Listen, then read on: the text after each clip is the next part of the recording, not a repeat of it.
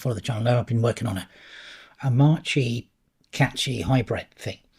Basically what it is, it sort of merges Cachy OS with Amache, and it goes onto a USB stick and it becomes an ISO installer. So I'm on version 3 now, because some members pointed out a couple of points that I hadn't quite sort of nailed, which were things like when Amache would update, it would wipe out the Cachy updates, so you'd never update the Cachy kernels, things like that.